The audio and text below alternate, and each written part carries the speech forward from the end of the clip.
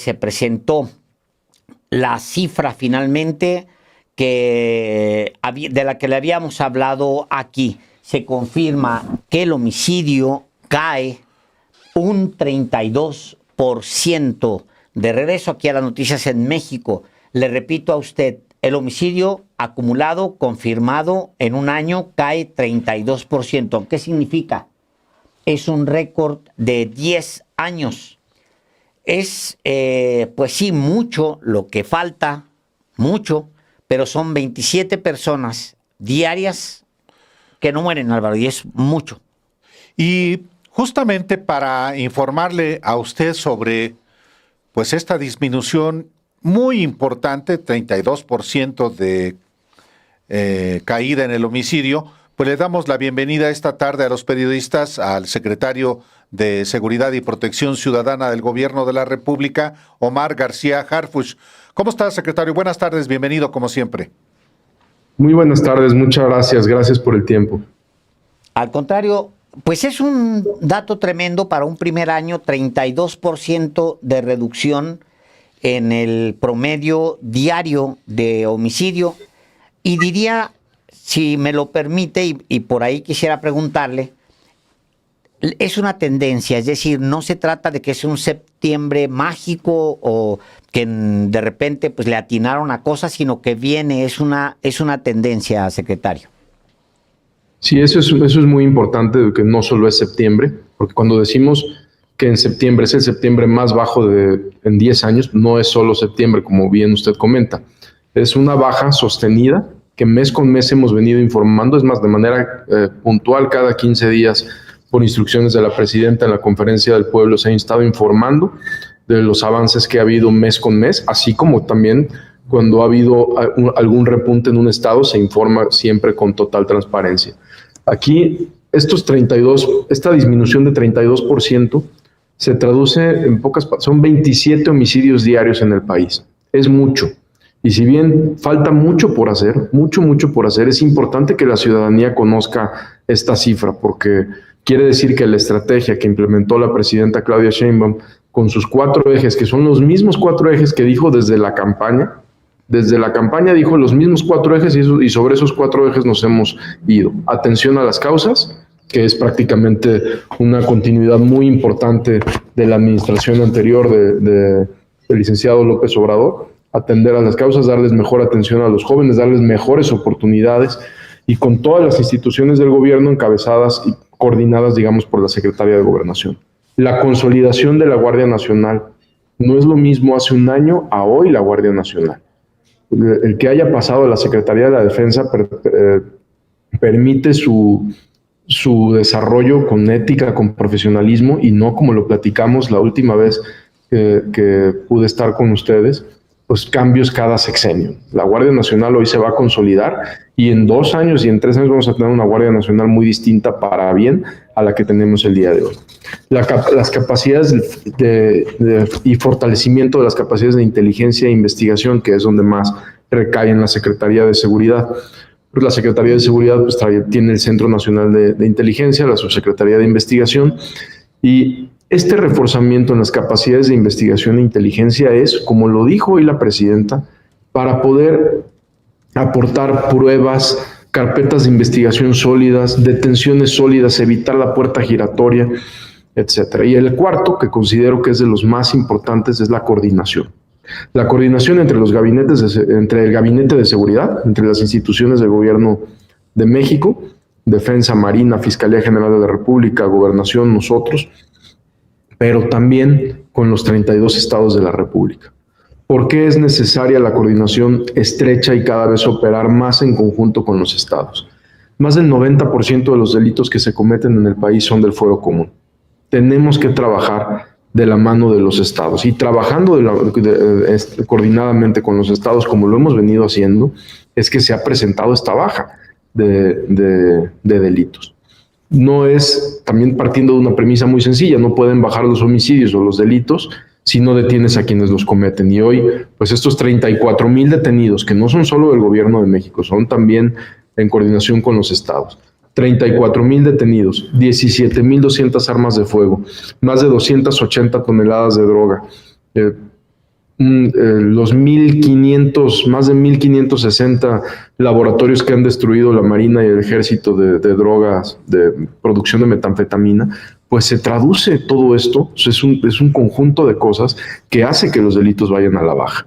Los laboratorios, siempre lo pongo de ejemplo, pues se puede oír una cifra muy fría de, destruyeron 1.500 laboratorios, pero destruir 1.500 laboratorios en 22 estados de la República son cientos de millones de pesos, cientos y cientos de millones de pesos que dejan de entrar a la delincuencia organizada para comprar armas, cooptar autoridades, corromper autoridades, reclutar jóvenes, ampliar su nómina, etcétera.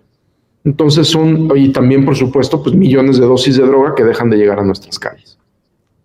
Ahora, en efecto, la baja en sí misma del 32% de homicidios en un año y que efectivamente sean 27 personas que pierdan la vida menos, Sí. es una cifra importante. Ahora, también en otros delitos de orden federal ha habido una disminución, a excepción del tema de la extorsión. ¿En qué otros delitos ha habido específicamente, secretario, esta disminución? Y si es del mismo porcentaje que el homicidio. Varían los porcentajes, como lo presentó Marcela hoy. Está la información completa donde se puede ver delito por delito, todos a la baja. La única, por ejemplo, aquí lo tengo, es robo de vehículo, total de robos con violencia, menos 48%. Feminicidio, menos 28%. Robo a transeúnte con violencia, menos 45%. Lesiones dolosas por disparos de arma de fuego, que prácticamente es una tentativa de homicidio, menos 28%. Robo a casa habitación, 52%. Y así. Donde el único que no ha sido extorsión, y por eso también la presidenta impulsó la Estrategia Nacional Antiextorsión, que hoy sí quisiera comentar de las 97 llamadas que recibe el 089, del 97% de las llamadas que recibe el 089 han sido por extorsión telefónica. Y quisiera, si me permiten, pues, repetir lo que dijimos en la mañana. Se recibieron más de 59,000 llamadas, 59,283 llamadas, exactamente, de extorsión al número 089, las cuales han ido aumentando desde que inició la Estrategia Nacional de Extorsión, que es bueno, nosotros es lo que queremos, que denuncien. El 74%, o sea, más de 43,000 llamadas, fueron extorsiones no consumadas, gracias al acompañamiento en tiempo real de los operadores. ¿Qué es lo que necesita una víctima en cualquier delito, pero más en este delito de la extorsión? El acompañamiento de la autoridad. La percepción de inseguridad que genera una llamada de extorsión, pues es verdaderamente altísima. Cuando hay un acompañamiento de un operador, inmediatamente disminuye cualquier tipo de delito, pero en este caso de extorsión ha sido muy eficiente. Hay operadores muy, muy buenos del 089. 9,000 llamadas, más de 9,000 llamadas, 9,500, fueron denuncias de números que intentaron extorsionar. Y el 10%, o sea, 5,600 llamadas, más bien casi 6,000 llamadas, fueron para reportar extorsiones consumadas. O sea, que sí se hicieron esas extorsiones y esas ya aportaron datos suficientes para iniciar una carpeta de investigación. Son más o menos 2,000 carpetas las que se han iniciado. Pero no todo queda en llamadas. O sea, también la extorsión, el cobro de piso. Hemos implementado operativos con los estados. En 19 estados hemos detenido a casi 400 personas por extorsión directa o cobro de piso. Hace poco, la semana pasada en el Estado de México, con quien tenemos una extraordinaria coordinación, en Guanajuato, en Jalisco y Tabasco, tuvimos detenciones relevantes por extorsión, pero ya de física, por cobro de piso. En algún momento, recuerdo yo cuando el presidente López Obrador hablaba sobre la necesidad de coordinarse las distintas esferas de gobierno, hubo resistencia por razones políticas de algunas entidades. El caso más notorio fue el caso de Guanajuato.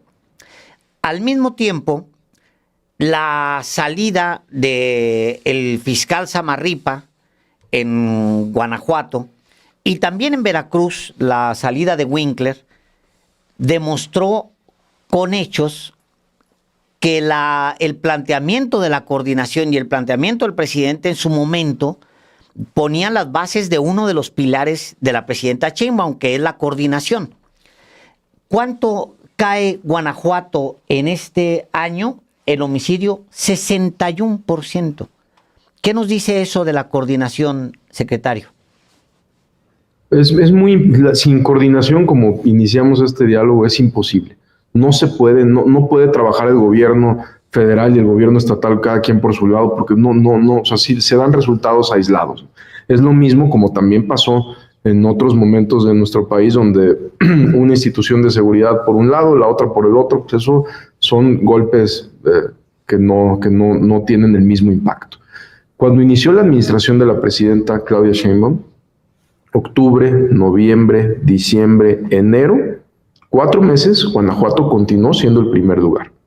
En febrero se hizo una operación muy relevante con la Secretaría de Defensa Nacional, con la Secretaría de Marina, Fiscalía General de la República, Centro Nacional de Inteligencia y personal de investigación de aquí de la Secretaría. Y se detuvieron a varias personas que informamos en su momento. Uno más importante de estos era el Alfa 1 o algo así. Se detiene en febrero y aquí está esta gráfica. Con estas detenciones empieza una caída muy, muy marcada. Cada vez más, la propia gobernadora del estado de Guanajuato ha estado en gabinete con la presidenta Claudia Sheinbaum, ha mencionado y nos hemos coordinado a tal punto que la semana pasada tuvimos una operación en conjunto con las autoridades de Guanajuato, donde detuvimos a un generador de violencia muy importante en Jalisco, que generaba violencia en Jalisco y Guanajuato. Entonces, la coordinación es sumamente importante. Guanajuato, pero también Estado de México. Estado de México trabajamos con la Fiscalía General de Justicia, con la gobernadora Delfina, con su fiscal y con su secretario todo el tiempo, y hay una reducción de 43%. Nuevo León, también tenemos una buena coordinación. El ejército detuvo un sujeto apodado el Ricky. Posteriormente se hicieron varias operaciones en coordinación con Fuerza Civil y hay un 61% respecto a septiembre del 2024 en la baja de homicidios. Tabasco, la presidenta, como lo platicamos en su programa, en febrero ordenó un reforzamiento a la estrategia de seguridad en Tabasco y hoy presenta resultados muy distintos y también detenciones constantes. O sea, lo importante es no solo la presencia, porque la presencia es para prevenir, pero también la investigación es para quitar a los generadores de violencia de las calles, que es lo que la gente quiere. Perdón, es muy importante. Perdón. Adelante. En todas estas operaciones es muy importante resaltar que algo que de verdad no ha habido acusación de violación de derechos humanos, todo lo contrario. Las operaciones que se han hecho han sido exageradamente limpias, apegadas a derecho, y por eso evita la puerta giratoria, porque son detenciones sólidas. Cuando se hacen las cosas mal, pues evidentemente hay denuncias posteriores, hay denuncias a la policía, y en este caso, cada vez que está operando la autoridad, se opera con estricto apego a derecho, y eso es también la diferencia, porque la propia policía, las propias instituciones de seguridad, pues se motivan a hacer las cosas bien cuando ven un resultado adecuado. Hay también 7 estados que son los que concentran el mayor volumen de homicidios, para hablar del delito que más digamos, el más emblemático en términos de violencia y de inseguridad. En esos 7 estados en particular, notablemente en el caso de Guanajuato se nota esa disminución, pero estos 7 que concentran el mayor número de homicidios, también la disminución es relevante, algunos de los cuales ya los ha mencionado, secretario. Sí, aquí lo tengo, por ejemplo, Estado de México, lo tengo aquí en una hojita, Estado de México 43%, Guanajuato 61%, Tabasco 59%, Jalisco 62%, Nuevo León 61%, Sonora 46%, Baja California 25% y sigue todavía alto, tenemos que bajarlo. Guerrero, que también tenemos que trabajar, ha bajado también 54%.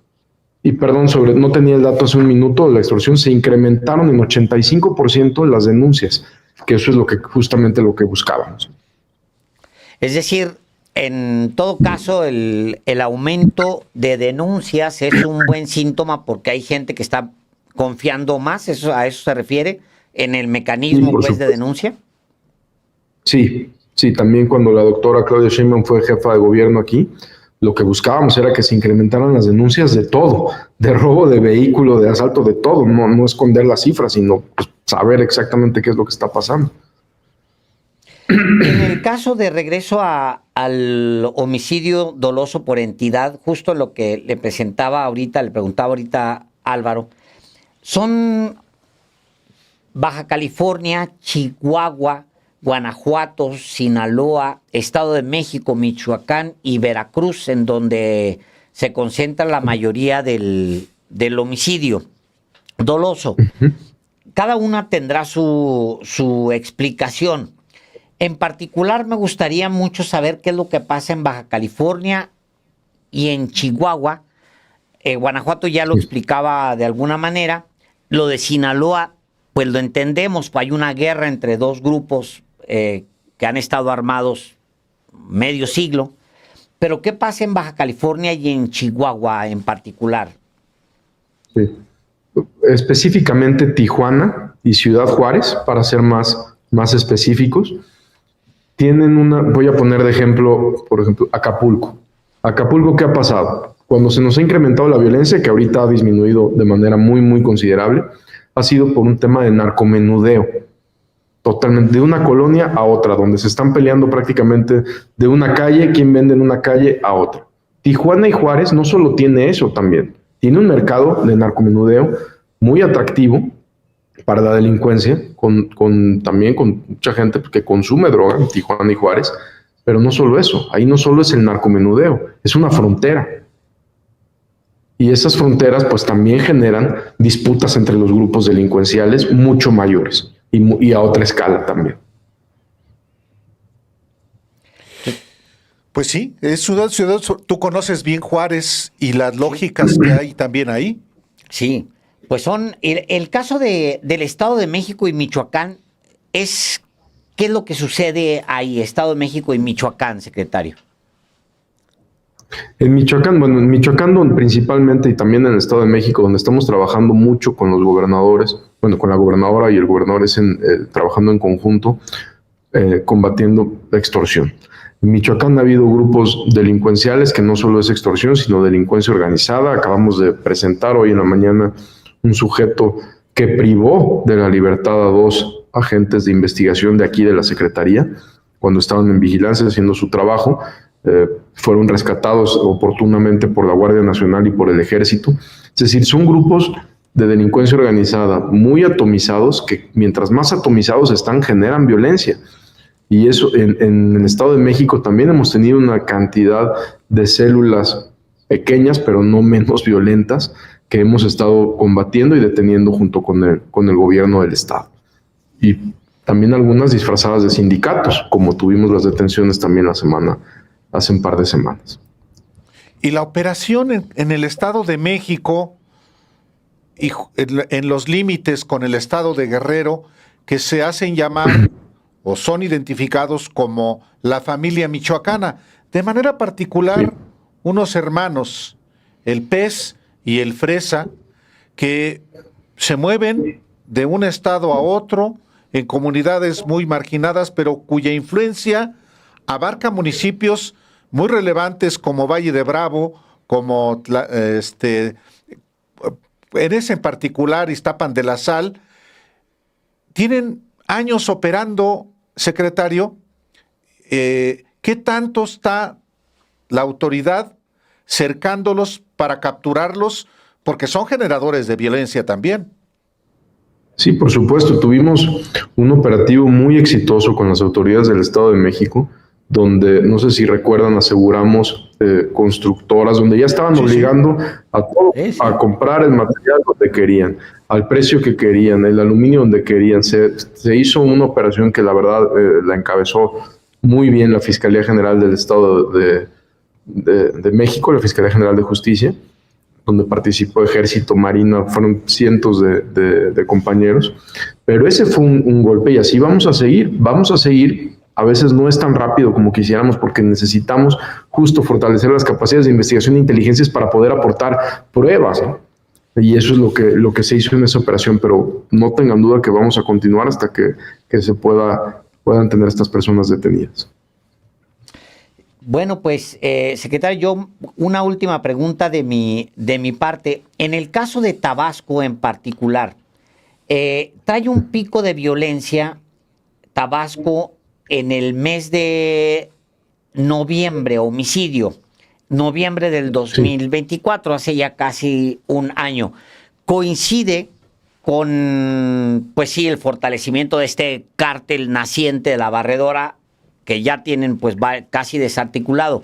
Justamente sobre ese cártel, de las cabezas que ustedes tenían ubicados, ¿cuántos ya están detenidos? Y si el hecho de que Bermúdez Requena no haya querido cooperar, no haya querido hablar, no les entorpece a ustedes en la investigación que ya traen en desarrollo. Sí, primero, y lo digo con mucha objetividad, cuando este grupo delincuencial que se incrustó en la policía de Tabasco no es ni tan grande ni tan importante.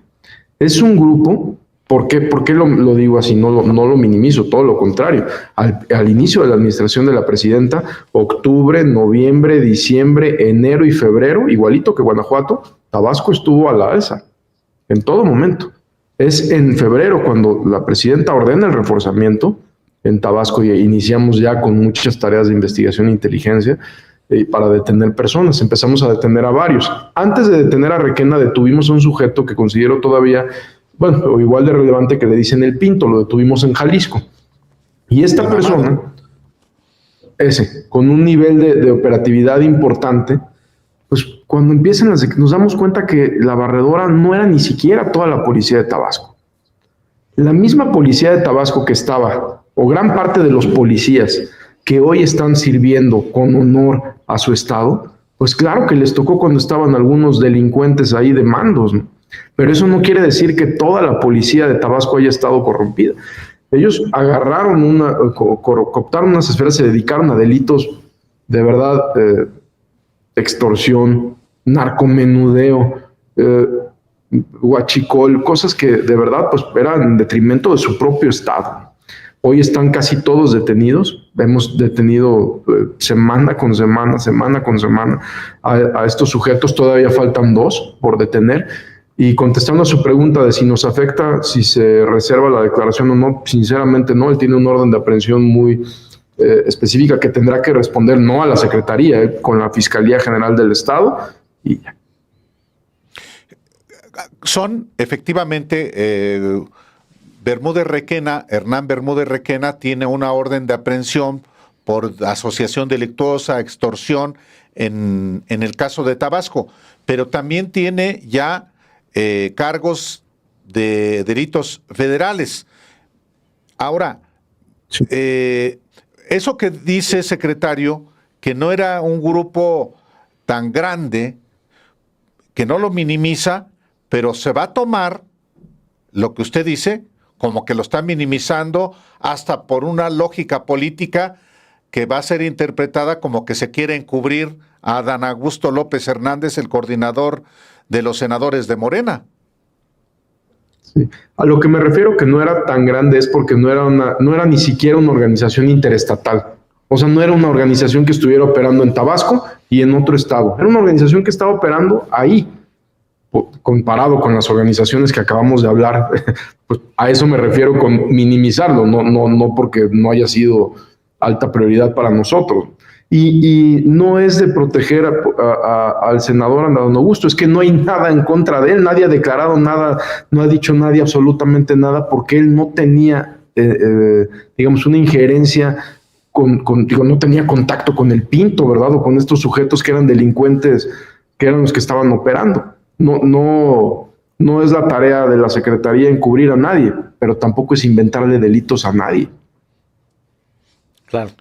Una última cosa, el hecho de que alguien cercano a usted esté ahora como titular de la Unidad de Inteligencia Financiera, un organismo fundamental para darle seguimiento al dinero producto de actividades ilícitas, facilita o contribuye a las tareas de investigación que tiene ahora encomendadas la Secretaría, ya con los nuevos instrumentos jurídicos que fueron aprobados por el Congreso, secretario?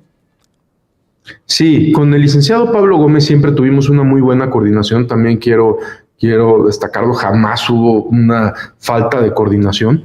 Cuando hay un cambio y llega ahora Omar, lo que vamos a hacer es, bueno, lo que él está haciendo es reforzando la unidad de inteligencia financiera y fortaleciendo, pero esto es porque es una instrucción de la presidenta de fortalecimiento de las capacidades de inteligencia e investigación, y al fortalecerse esta unidad, es una unidad muy pequeñita, tiene menos de 150 elementos, sí. Es necesario fortalecerla y es necesario hacerla crecer en su estado de fuerza, con más analistas, con más investigadores de gabinete, por supuesto, ahí se necesita otro tipo de investigación.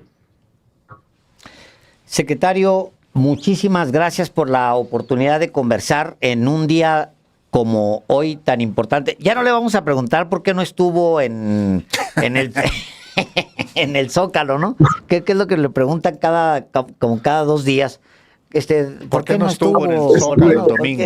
Hoy me instruyó la presidenta, me dijo, contesta por qué, y ahí dijimos, me tocó estar aquí estoy en Constituyentes, en las oficinas de la Secretaría de Seguridad, y aquí estuve todo el domingo, y aquí estoy prácticamente casi todo el tiempo. Bueno, todo el tiempo. Muchas gracias. Secretario, Buenas gracias. noches. Muchísimas como siempre.